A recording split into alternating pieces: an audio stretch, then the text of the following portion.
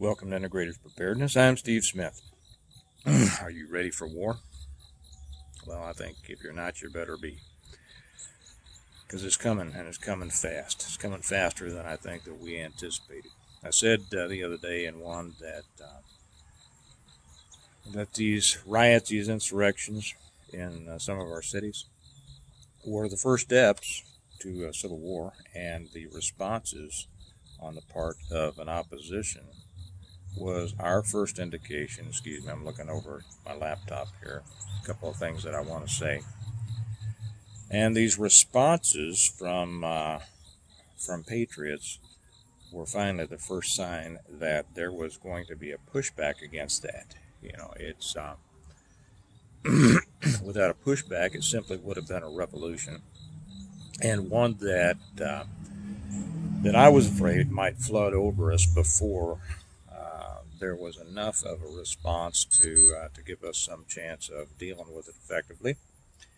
But there has been pushback, and there's been a lot of pushback across the country. Now, that's good.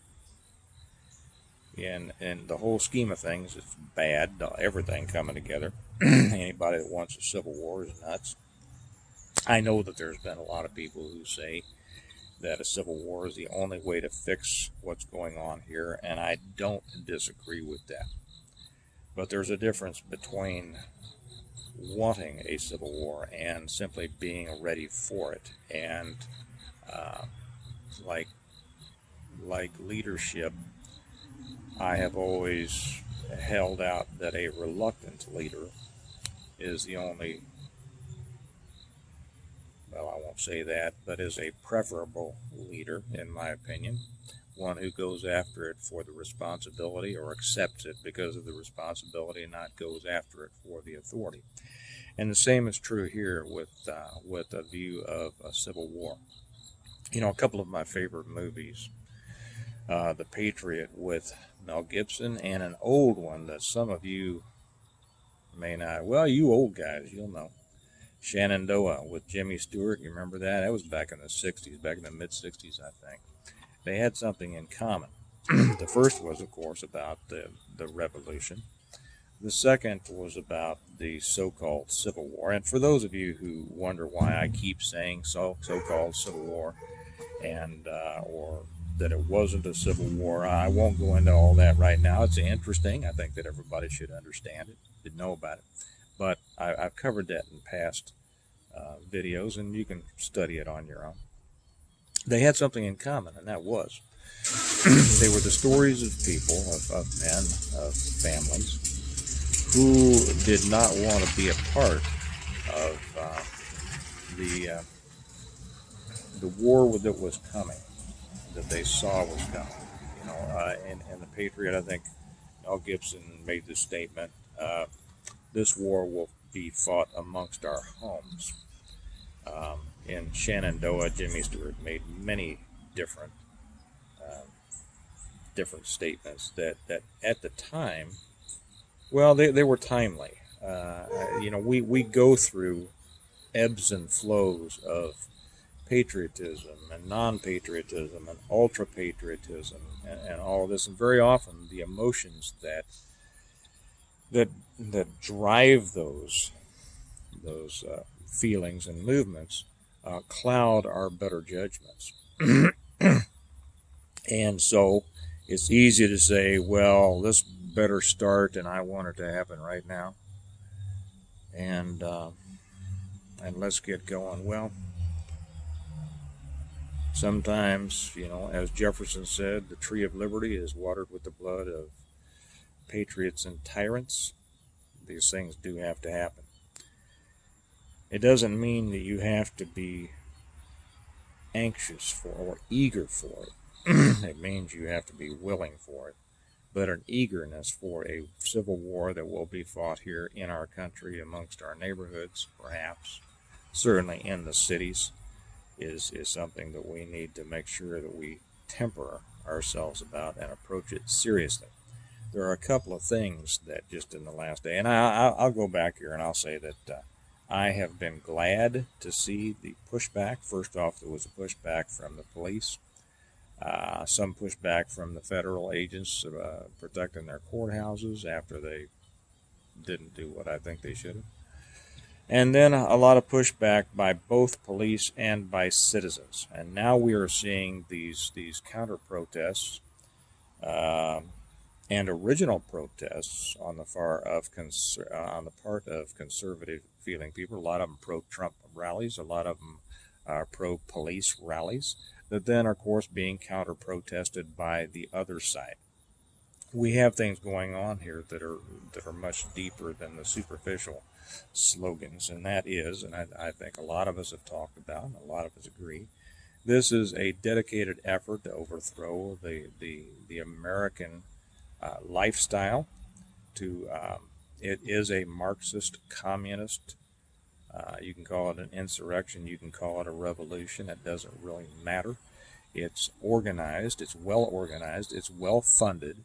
And for those reasons, I was afraid that we wouldn't have a pushback and a response in time to slow it down, but we do. So now we have something entirely different to look at and to deal with. I want to read a couple of things here that came up on my news feed. One last night. I saw this late at night. I almost stayed up late just to make it, but I had other things to do. And this comes from Todd Starnes. If you don't follow his website, you should. It says, protesters chanting death to America in America. And actually, this came out of Oakland, but it came out a couple other places too. It says, videos emerged on social media that showed protesters chanting death to America, and the footage did not take place in downtown Tehran, but rather the streets of an American city. Jason Howerton of The Blaze posted the video on Twitter and wrote, "The left has created a monster that they have lost complete control of, and I never thought I'd see people chanting death to America in the streets of America." That's an excellent point.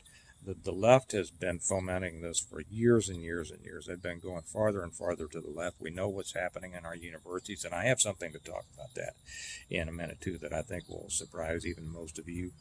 The left has been pushing this socialist agenda, but the average American citizen didn't have an understanding of the end game of a socialist push.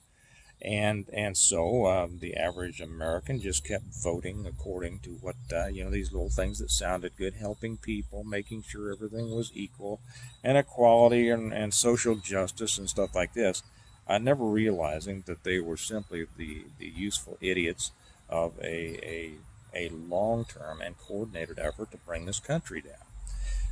So these people are, if they are not our overt enemies, as are the people who are out there rioting, they certainly give a strange word just jumped into my mind that nobody ever uses, right? Succor to the enemy. They are giving comfort to those who would bring us down. So the left has created this monster. They used it. They've been using this to brainwash our kids. They've been using this to try to draw an inappropriate response from police and people who disagree with them in order to get more of the emotional feeling on their side and backing them up. And now they've lost control of it.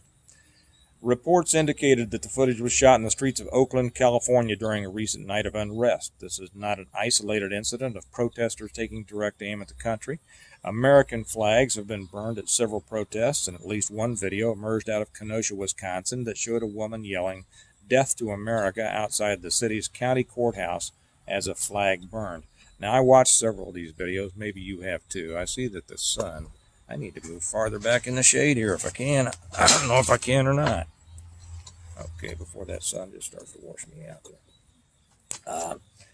And I watched several of these, and they are chanting "Death to America, Death to America." It does remind me of Tehran. And many of the voices in those crowds do not have what you would consider to be American accents. So we have agents provocateur at work here.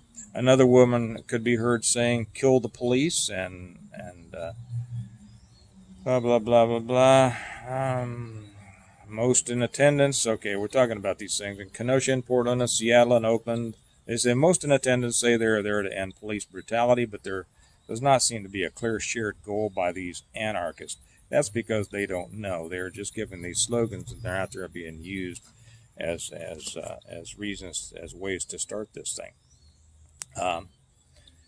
Let's see. I'm going to skip some of this stuff because it's nothing that you all don't think yourself.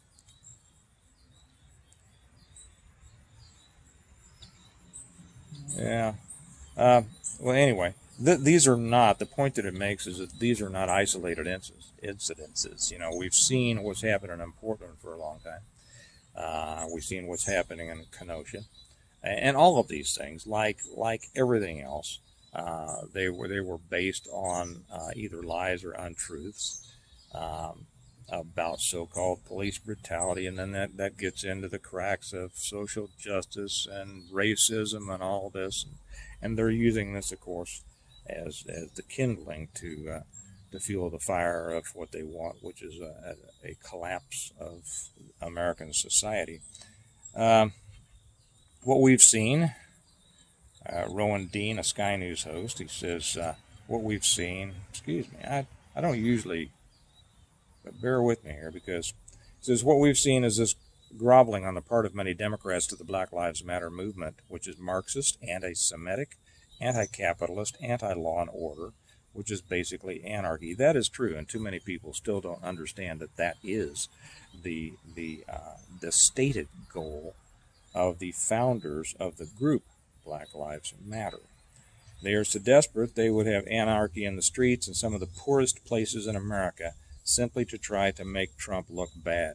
Okay, actually, I'm not going to get into the politics of this because it's that's a whole nother subject. The reality, what's important is the reality of it, which is now we are in the first steps of a civil war where people right here in the United States are screaming death to America and being supported by thousands of our own so-called citizens with using deadly force against the police, deadly force against other citizens. They're firebombing whole neighborhoods. This is war. This has gone beyond rioting because they are trying to have a long-term effect that is not just, well, as soon as we get justice, as soon as we get things, taken care of, these issues that we're concerned about, then we've made our point and we'll stop. No, the point of this is to start a war, the result of which will be the downfall of what we know of as America now. I'm going to read something else here that came out of Appalachian State. And this is, we've all known that the universities are, we're our kids. We send them off to school, raising them up the way that we want them to believe and believe in the right way, and then they go off to college and they come back a bunch of little socialists. And we wonder why. Well, we don't wonder why. We know why. But something has to change, and it has to change pretty quick, or else all this is going to go down the tubes. Okay. This is also from Todd Starnes. He says, I received a disturbing note from one of my radio show listeners the other day about a political science lesson that was being presented to students of Appalachian State University in North Carolina. The Moral Foundations questionnaire probed student opinion on some highly charged political statements. Students were asked to either strongly agree, strongly disagree, or disagree. One of them read, if a few of the worst Republican politicians were assassinated, it wouldn't be the end of the world. Another is, conservatives are morally inferior to liberals.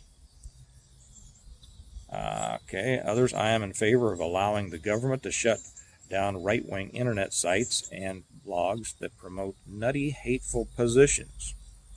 Another said, political violence can be constructive when it serves the cause of social justice. Says he reached out to the university's media relations department as well as the chairman of the government and justice studies program, gave him 48 hours to respond and provide some context for the lesson. So far, they had not responded. It says here, however, a university leader did reply to a parent explaining that the assignment is to show students how we need to respect and better understand individuals on both sides of the political issues. Here's some of the other questions with which they were asked to either strongly agree, disagree, whatever. Okay, but realize, they will say, well, it gives them the opportunity to strongly disagree. Well, part of the entire fabric of brainwashing and propaganda and inserting ideas in somebody's head is to put the verbiage into their mind, have them read it. And simply by giving them the opportunity to disagree does not keep that from having been implanted in their mind. And when we're talking about college students, as smart as they think they are, and some of them think they're pretty smart, this goes into their mind. And having been planted as a seed, the next thing that comes along, the next little drop of water or a ray of sunshine given them by a socialist professor or a campus demonstration, that begins to grow. And the whole purpose was, the first thing was to get that seed planted. So we put these sentences in there, and although we give them a choice of agree, disagree, and all that, we've got it in their minds. Okay. Here are some more. All political conservatives are fools. Another, I can't imagine myself becoming friends with a political conservative. Another, deep down, just about all conservatives are racist, sexist, and homophobic. Another, conservatives are morally inferior to liberals. Another, political violence, I think I read this one, can be constructive when it serves the cause of social justice. Yeah. Okay. Now, they talk a little bit about capitalism. Here are some things that they give a chance to express their opinions on, but they get the words in them. The rich can be stripped of their The rich should be stripped of their belongings and status. Another, capitalism's hyper-competitiveness has made it increasingly difficult to build community and trust with our neighbors. Another, the head of most large corporations are as immoral as the Ku Klux Klan. Another, it's virtually impossible to be both upper class and a good person. It is important that we destroy the West's nationalist, imperialist values. This is at Appalachian State. This isn't Berkeley. And for all I know, Appalachian State is totally socialist. I don't know. I don't know anything about the school. I've never been there. Okay. Demanding true social and economic equality requires restricting certain personal and civil rights. Okay, I'm sorry. I think that shut off before I was quite done. I'm almost done. But it was a theatrical method to express an opinion or a truism that these things wrap up people even who don't want to be a part of it. Well, that is the truth. If you have looked at any civil war in the world, you will see that the true victimization is of those who wanted no part of it. So those of you who are out there who are ready for this, and I suggest you do be ready for it, realize if you have people around you who want to stay out of it, you would do well to try to start to educate them and make them realize that it's almost impossible to stay out of. If there's a time to take a stand, because everybody's going to have to take a stand or simply be a victim and be rolled over. If there's a time to take a stand, it's now, because the stand taken now will be a much easier one to take than the stand when you have to have, I won't say certain things, but when you have to stand up against violence, with violence. Okay, it's important now to understand what's going on, and this is the beginning of the Civil War. How deep it goes, how wide it goes, how long it goes, nobody can know. But if history shows us anything, it is that it will sweep up many people who didn't want to be a part of it, and it will be a mess. Um, and there are things that we should do to prepare ourselves for it.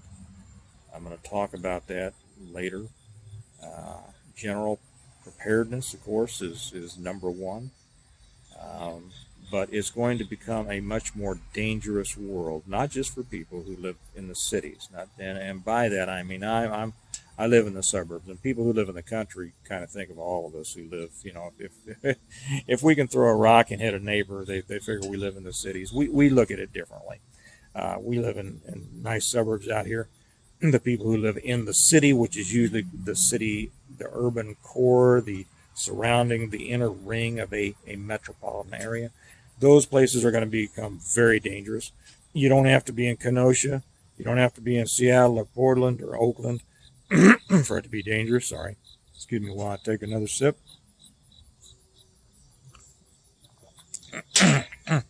Like they see sometimes in the city, rolling gun battles. We're going to see rolling demonstrations. We're going to see demonstrations coming to our areas. We're going to see them try to draw us into a fight, probably an armed conflict. There's a fine line of not allowing yourself to be drawn into something like that, and not allowing yourself to be steamrolled and simply slaughtered. So those are choices that people are going to have to be making. I suggest you tighten up everything with your family, tighten up everything in your home, tighten up your home security. I'm going to be making one about that probably the next day or two, because that's one of my businesses. Tighten up the people around you, discuss things, discuss triggers. I don't mean the trigger on a gun. Discuss those things that will make you go to the next step. Start getting in tune with a more widely reaching group of people, so that you have your feelers out there. Not just to try to get them to be a part of you, but you need to be touching feelers out there, so that you can get a sense what's happening in other parts of society that you might not normally be aware of. Okay, hey, open yourself up. Listen. When you have some people around you who disagree with you politically, listen, because you'll be able to pick up some clues of maybe what's being talked about, what's being thought about on a side that might pose a danger to you, and you want to know about that. Don't cocoon yourself into an isolation of only people who agree with you, but expand those out so you'll be ready. And I think I'm going to bring it to a close on that, but we are in the beginning stages here.